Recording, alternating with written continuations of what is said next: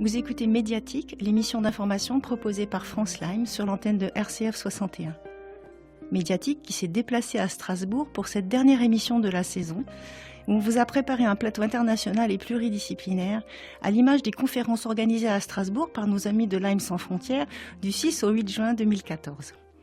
Une bonne dizaine d'intervenants provenant d'horizons variés, médecins généralistes, médecins spécialistes, chercheurs, pharmaciens, biologistes et même avocates. Et pour les pays, les États-Unis, l'Allemagne, la France, la Belgique et même la Hongrie étaient représentés pour des conférences passionnantes.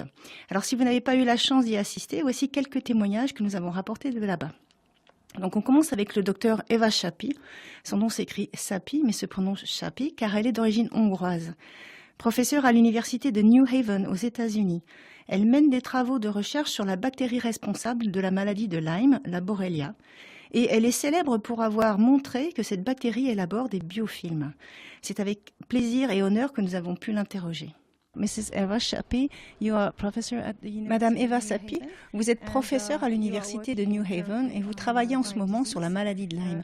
Depuis combien de temps travaillez-vous sur ce sujet ?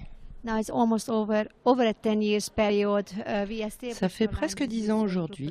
Nous avons créé notre groupe de recherche sur la maladie de Lyme en 2004. Nous avons formé plus de 70 étudiants de 3e cycle. Donc il ne s'agit pas seulement de recherche, mais également de former les futurs médecins ou chercheurs qui travailleront sur Lyme.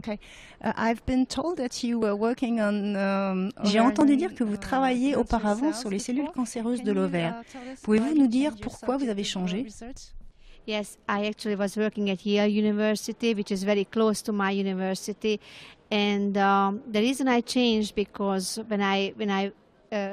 En fait, je travaillais à Yale, qui était aussi très proche de mon université actuelle, et lorsque j'ai commencé à y travailler comme professeur, j'ai contracté la maladie de Lyme. Bien sûr, cela m'a fortement motivée pour mieux comprendre cette maladie et peut-être trouver quelques réponses. Donc vous travaillez sur les différentes formes de la bactérie, essentiellement in vitro. Et quelles sont les diverses formes que l'on connaît à Borrelia burgdorferi ? Tout le monde connaît la forme spiralée, le spirochète, mais il y a aussi d'autres formes. Lorsque vous cultivez la bactérie en laboratoire, vous pouvez voir des formes rondes ou kystes, mais nous avons aussi découvert une nouvelle forme, le biofilm.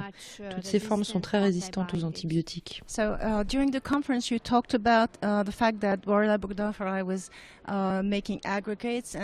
Pendant la conférence, vous avez dit que les Borrelia forment des agrégats et que vous aviez cherché à savoir si ces agrégats étaient ou non de vrais biofilms.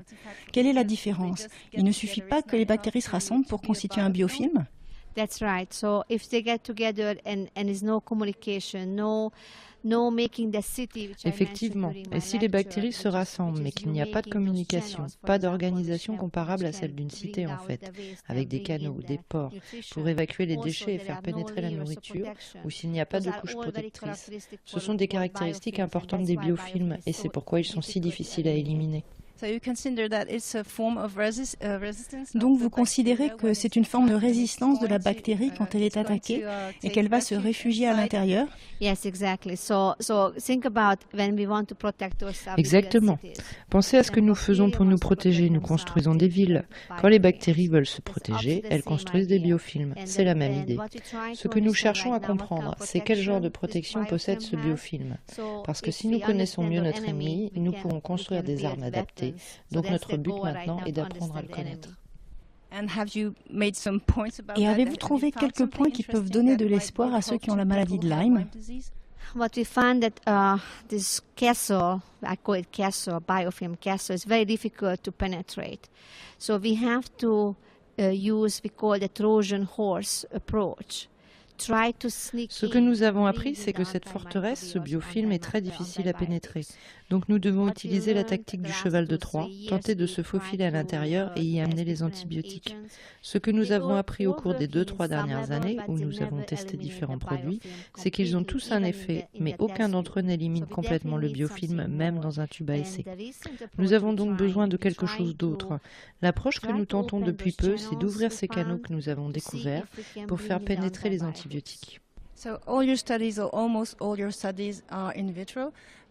Presque toutes vos études sont faites in vitro, mais vous avez aussi évoqué des études qui ont été faites pour voir si les biofilms existent aussi dans le corps des animaux ou humains infectés par la Borrelia. Vous pouvez nous en parler? Yes, my study is mainly in the lab. However, I have a couple of very good collaboration. One of the recent collaboration with Dr. Jennifer Miller, North Carolina University. She has a method. Mes études se font surtout en laboratoire, mais j'ai d'excellentes collaborations comme récemment avec le Dr Jennifer Miller de l'Université de Caroline du Nord. Elle a une méthode pour introduire la Borrelia dans des souris et nous pouvons y rechercher les biofilms. Nous avons fait quelques expériences préliminaires ces 2 derniers mois et nous avons trouvé des preuves de l'existence des biofilms chez la souris. Nous avons aussi obtenu quelques échantillons de peau humaine infectée et nous avons trouvé des biofilms dans ces échantillons de peau humaine.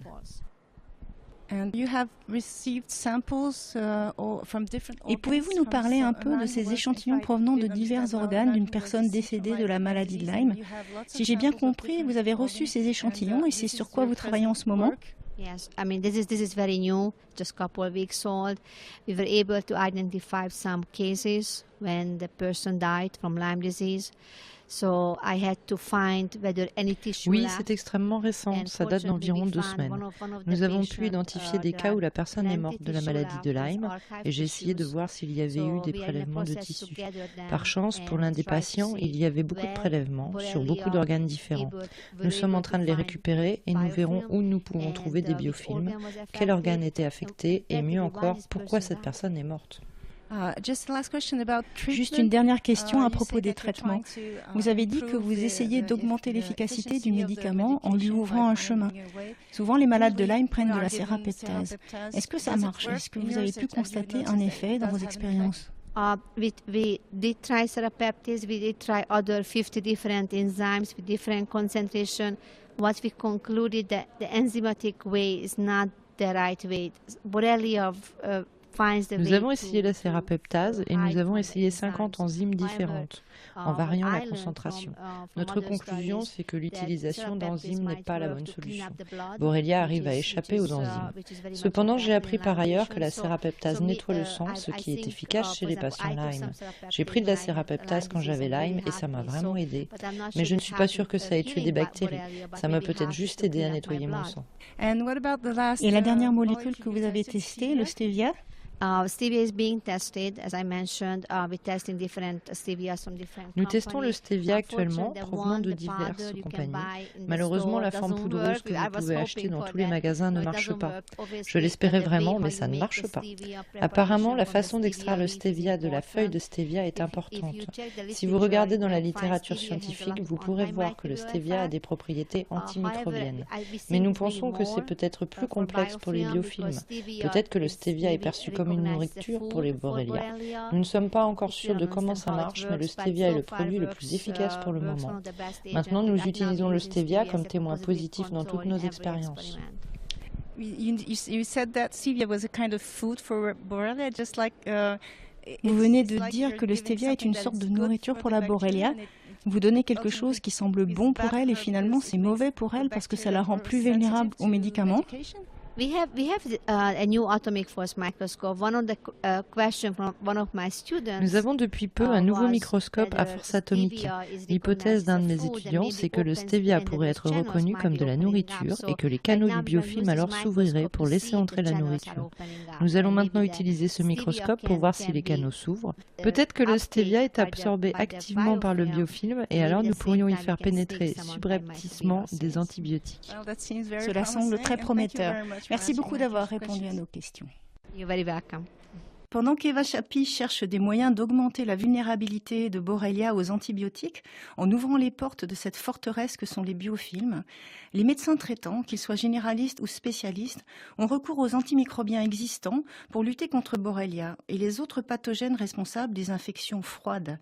Ces infections qui couvent pendant des années dans l'organisme sans provoquer de manifestations aiguës, mais qui détruisent peu à peu le système immunitaire et conduisent progressivement à une multitude de symptômes. Ces infections froides, dont Lyme fait partie, ont été incriminées dans la survenue des troubles autistiques. Et depuis plusieurs années déjà, certains médecins soignent l'autisme avec des antibiotiques. Nous écoutons maintenant le docteur Philippe Raymond du groupe Chronimed. Docteur Philippe Raymond, on vous connaît comme un des médecins de Chronimed, un des fondateurs. Est-ce que vous pouvez récapituler un petit peu les axes d'action de Chronimed et puis particulièrement en ce qui concerne l'autisme ? Chronimed s'occupe en fait de rechercher les causes infectieuses et immunitaires d'un ensemble de pathologies chroniques sur lesquelles on n'a pas toujours de réponse, ni diagnostique, ni au niveau des causes, ni au niveau thérapeutique. Ensuite, dans ces pathologies chroniques, on s'est rendu compte qu'on avait un certain nombre de symptômes communs, de symptômes similaires, et notamment dans des cas d'enfants avec retard de développement. Et Chronimed s'occupe aussi de chercher donc ces causes immuno-infectieuses dans une pathologie qui est très problématique actuellement, de part avec l'augmentation de la prévalence et des multifacteurs et notamment environnementaux cette pathologie s'appelle l'autisme. On se rend compte qu'il existe de nombreux facteurs dans cette pathologie et notamment un facteur d'infection chronique bactérienne qui est prédominant dans de nombreux cas. Donc, qui dit infection bactérienne sous-jacente à ces pathologies. Donc, si c'est le cas, donc on doit pouvoir obtenir des résultats en soignant ces enfants par des antibiotiques. C'est ce que vous avez fait ? Alors effectivement, nous sommes maintenant 54 médecins en France à soigner environ 2000 enfants avec un protocole à base de médicaments antimicrobiens au sens large du terme. Ce sont à la fois des antibiotiques ou des antifongiques ou des antiparasitaires. Et ce protocole donne effectivement un certain nombre de résultats très encourageants. Ce protocole se conjugue par cure effectivement de traitements antimicrobiens qui s'espacent au fur et à mesure du temps. Au niveau des résultats, par rapport au cas que vous avez traité, vous avez quand même déjà du recul. Vous obtenez quel genre de résultats au niveau des pourcentages, par exemple, d'amélioration ? Alors, quand l'enfant est pris en charge tôt, et notamment avant l'âge de 7 ans, nous avons 70% effectivement de résultats très intéressants. Et ce qui permet, quand je dis intéressant, ça permet de réduire les traits autistiques et quelquefois jusqu'à disparition totale.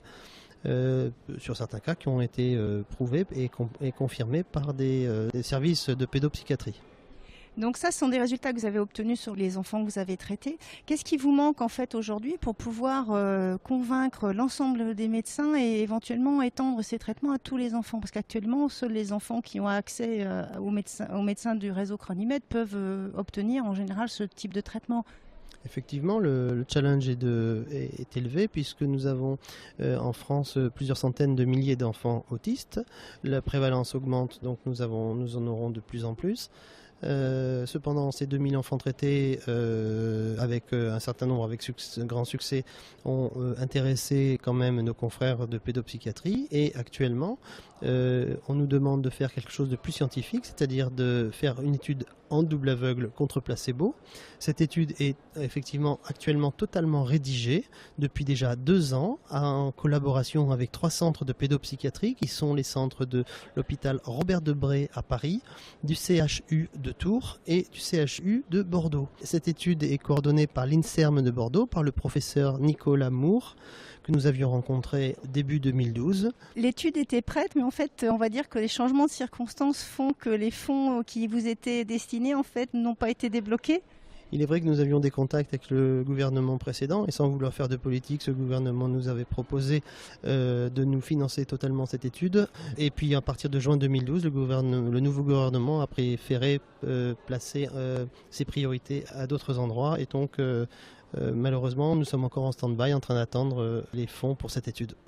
Donc si on résume bien, en fait, tout est prêt, le protocole est prêt, les hôpitaux qui doivent participer sont trouvés et tout ce qui manque actuellement, c'est des fonds.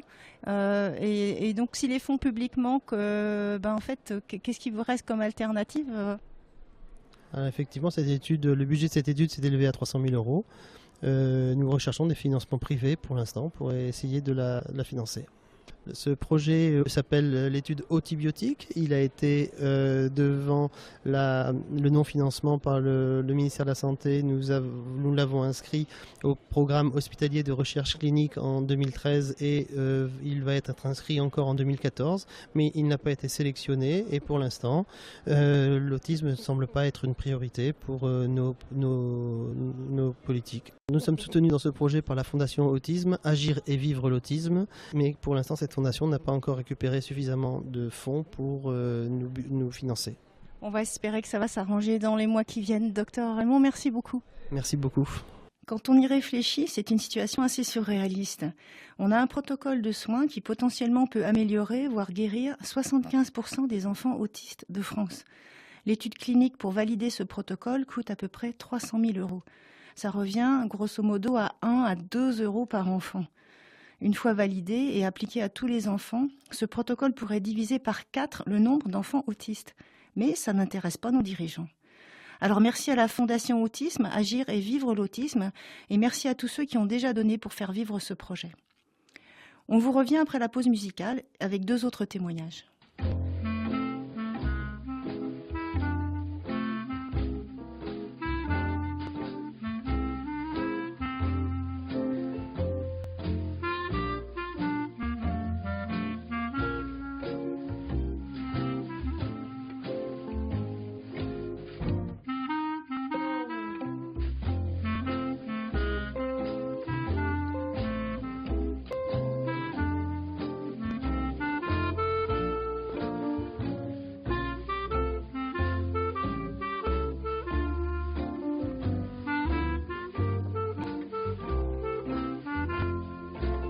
Vous êtes à l'écoute de Médiatique.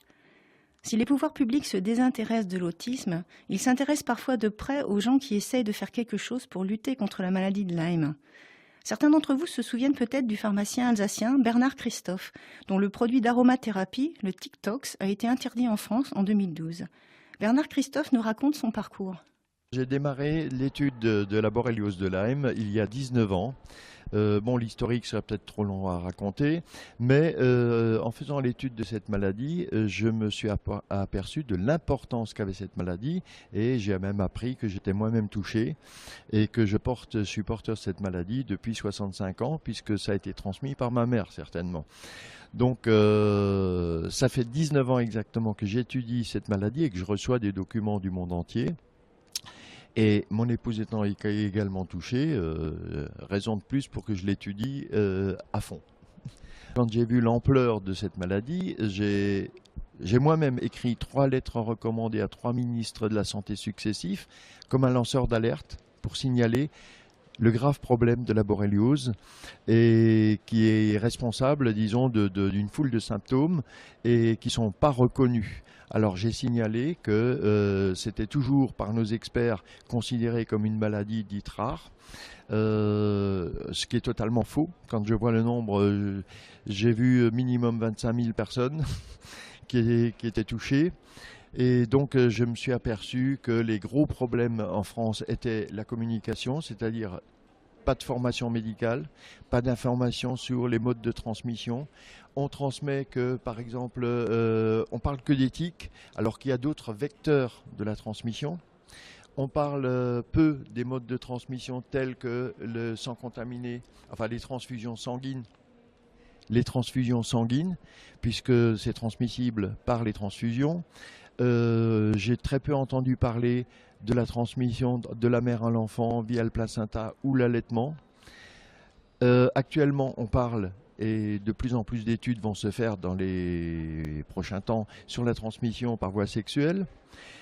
Et je suis déjà, comme d'habitude, un peu en avance. On pense même à la transmission possible par la voie alimentaire, puisque un certain nombre de viandes ou de laitages fromages peuvent être contaminés. Et donc, pour moi, ça devient une maladie qui est plus grave que le sida et le sang contaminé réunis. Et je ne comprends pas que nos instances médicales et ministérielles ne bougent pas. J'ai écrit à des politiques, j'ai écrit à des ministres, j'ai écrit à des infectiologues. Je n'ai jamais eu aucune réponse. C'est pour ça que, exaspéré, au bout de 19 ans, j'ai fini par porter plainte pour non-assistance à personne en danger, ce qui m'a valu tous les ennuis qui ont suivi. Et on me fait passer pour charlatan, escroc et même empoisonneur, puisque le TikTok en France serait toxique. En Allemagne, on autorise des doses 30 fois supérieures de thuione. Et la sauge n'est pas en vente exclusive en pharmacie, alors qu'en France, elle l'est. Vous savez, les problèmes peuvent, selon les personnes, avoir 2 effets. Soit déprimé, soit réveillé. Alors, l'exemple que je donne, c'est l'animal dans la nature. S'il ne se lève plus devant son prédateur, il se laisse manger. Ben moi, j'ai pas l'intention de me laisser manger. Le pharmacien Bernard Christophe garde donc le moral malgré tout. Et nous aussi, on va garder le moral parce qu'on n'a pas d'autre choix que de se battre tous ensemble pour faire avancer les choses. Pendant que le docteur Eva Chappé tente de mieux connaître la Borrelia pour mieux la combattre, une chercheuse belge, Valérie Opsomer, s'est lancée dans une grande enquête afin de mieux connaître les vecteurs principaux de la maladie de Lyme, les tiques. Et là, on découvre que le manque d'engagement des pouvoirs publics n'est pas une spécificité française. En Belgique aussi, on sous-estime l'importance de la maladie de Lyme. Écoutons Valérie Opsomer. Ça fait plus d'une dizaine d'années que je travaille sur les maladies données par des vecteurs. Donc j'ai travaillé sur les moustiques et ici récemment sur les tiques. Mais donc sur ce projet que j'ai fait récemment sur les tiques, je me suis rendu compte qu'il y avait vraiment un problème par rapport aux maladies transmises par ces vecteurs. Tout d'abord en Belgique, il n'y avait aucune liste existante des espèces de tiques présentes chez nous. Il n'y avait aucune carte de distribution et alors la manière dont le nombre de cas de malades était détecté, comptabilisé, en fait n'était pas assez efficace que pour pouvoir vraiment suivre ce qui se passait.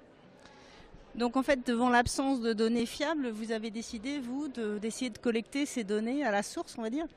Oui, donc en fait, ce que j'ai fait, d'abord j'ai regardé dans la littérature toutes les informations qu'il y avait sur les tiques et ça m'a permis de faire une carte de distribution du vecteur principal.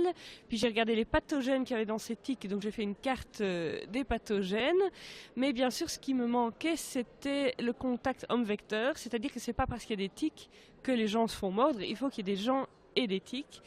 Et il y avait aussi une grande discussion au sein des médecins au sujet des symptômes qui étaient reliés aux maladies à tiques. Et donc j'ai décidé de faire une enquête publique. Donc c'est juste un formulaire sur Internet que j'adresse aux personnes mordues par des tiques. Et je cherche plusieurs informations.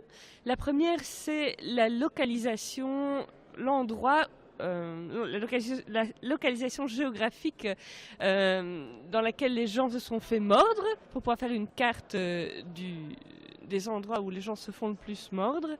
Mais je demande en plus aux gens quels sont leurs symptômes et comme ça je peux faire des comparaisons entre les gens qui ont la maladie de Lyme ou pas. Donc je leur demande aussi s'ils ont la maladie de Lyme ou d'autres maladies à tiques et ça permet un peu de clarifier toute cette situation qui n'est pas claire.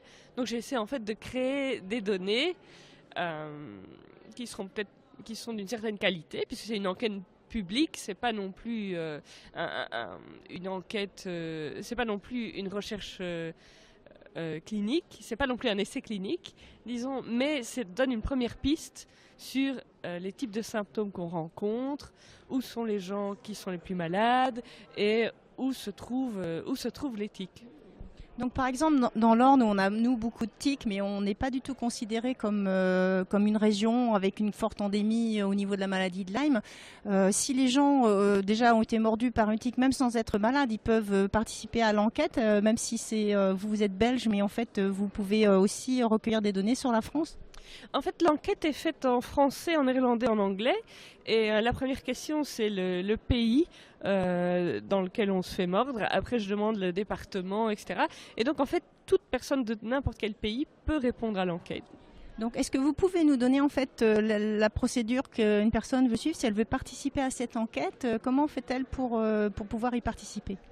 Donc il faut se rendre sur le site tekentic.net. Donc c'est www.tekenticus.net.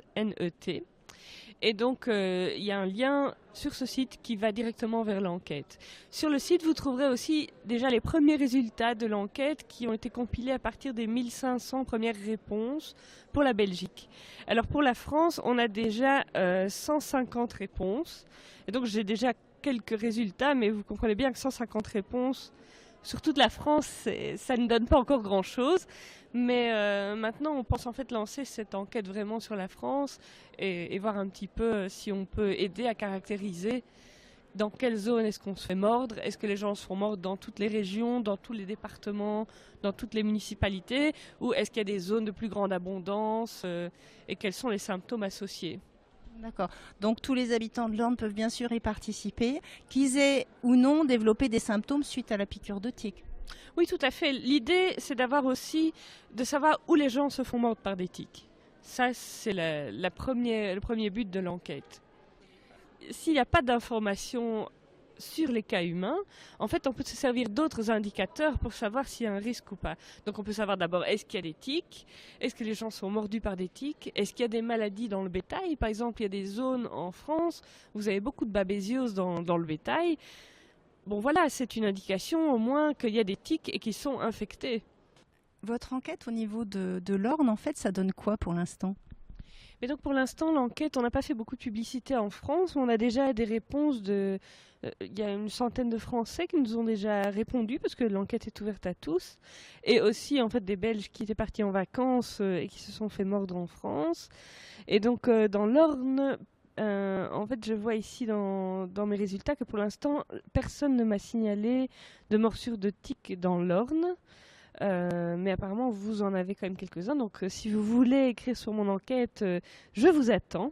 On a juste, pour l'instant, une personne qui s'est fait mordre dans la Manche, en Basse-Normandie. Oui, donc en fait, vos données, elles pourront être exactes dans la mesure où on participe et où les gens qui se sont fait mordre par des tiques et qui ont Lyme et des symptômes participent à l'enquête. Oui, donc plus il y a de gens qui répondent et plus on peut avoir une carte précise de ce qui se passe en France.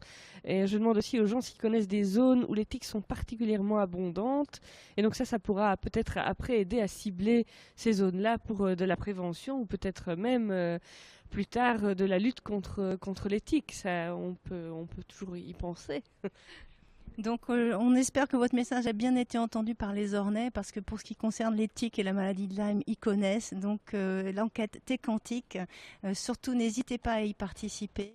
Nous voilà arrivés au terme de cette émission et au terme d'une année de collaboration entre France Lyme et RCF 61. En attendant de se retrouver sur les ondes à la rentrée prochaine, vous pouvez, où que vous soyez en France, contribuer à une meilleure connaissance des populations de tiques et de l'impact de la maladie de Lyme en remplissant le questionnaire en ligne de Valérie Obsommer, www.tecantique.net. Bonnes vacances à tous et faites attention aux tiques.